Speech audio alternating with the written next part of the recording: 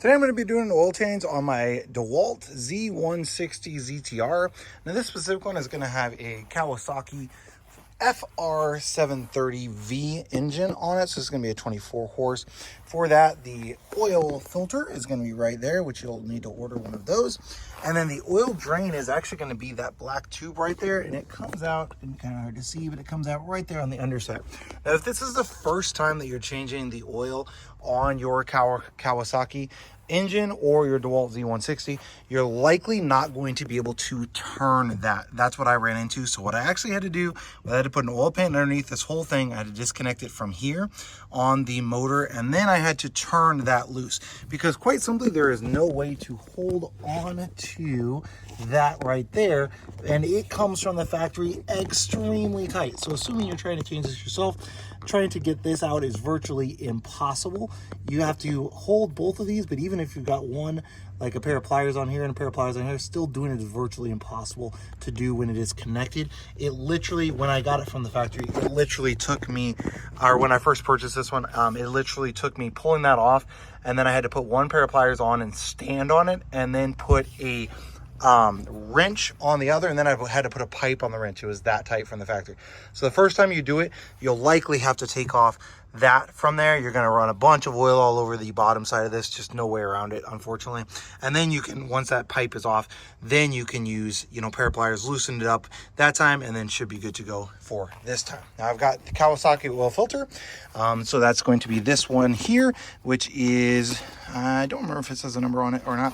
It's just going to be their little Kawasaki oil filter is the one that takes, and then this specific motor engine, I'm just using Kawasaki's 4-cycle engine oil, which is their 10W30. Now again, it's going to be kind of hard to see and record at the same time, but essentially I've got just a pair of vice grips. I'm putting it on that back part prior to where it is threaded, and I'm going to use another pair of pliers here.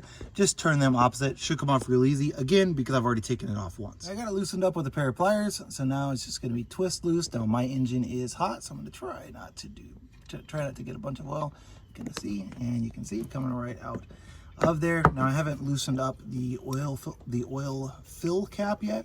I am going to go ahead and do that once I get these pliers off of here, and that should allow more of the oil to drain. Obviously I got an oil pan sitting down there that I've got my oil draining into, so I'm going to go ahead and drain that. Once the oil is drained, then we'll swap out the filter. Once you get the oil fill tube pulled out, it is going to drain considerably faster. So I would recommend putting that in while you're loosening everything up.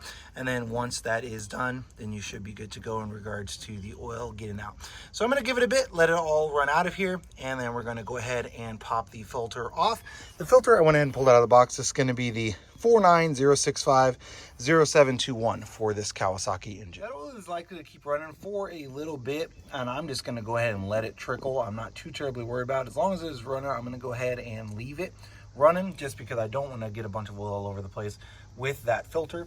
Now this is going to be a relatively small filter, as you can see here, so you don't necessarily have to use a oil change or an oil filter wrench. You can probably get by with just using a large pair of pliers if you have those. Like these here, I believe are going to work. The ones here on the left should work just fine for that. Now mine was actually just hand tight from when I changed it last, so I'm just going to put my hand right on there. It is hot. I am changing it while the engine is hot, so I'm just going to kind of put it on there and thread it off, and hopefully there won't be too much oil left in there. Yeah, you can see just a little bit dripping, not too terribly much at all is left on there. Now this specific engine does say it takes about 2.1 quarts. So I've got 2 quarts here, and then I'm going to, after I fill it up, then I'm going to double check it, because I'm not sure if I'm going to get that 0.1 out of there or not. So I don't want to overfill it. I am going to go ahead and put some of the oil into the new filter before putting it on. Since it does mount sideways, you can't put a ton in it, but I'm going to put some on and then put some on. Thing before putting your new filter on, make sure you plug up your oil drain plug. Now again, with this new one, I'm just hand tightening it.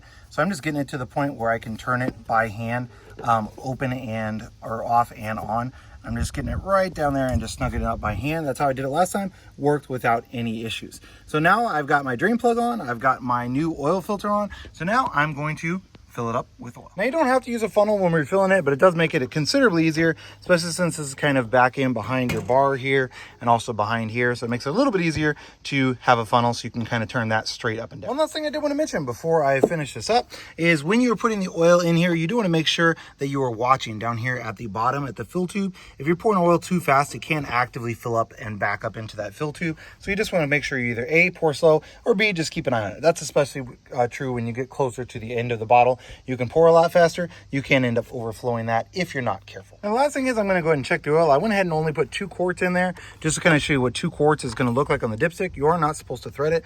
And you can see 2 quarts is going to be a hair below the full line. It's going to be good enough to run, but it's going to be a hair low. So I'm going to go ahead and put a little bit more in it. So we're done. It's ready to go for either another 100 hours or 1 season is what they recommend for this mower and for that engine. So I just use it here on my own property, and so I'll normally go about once per season. I think I've only got 150 hours, and this is the second oil change that I've done on it. So Kawasaki recommends about every 100 hours or 1 season, whichever comes first. So that's how easy it is to change the oil on your Dewalt Z160, or really any engine or any lawnmower or anything really that has the Kawasaki FR730V engine.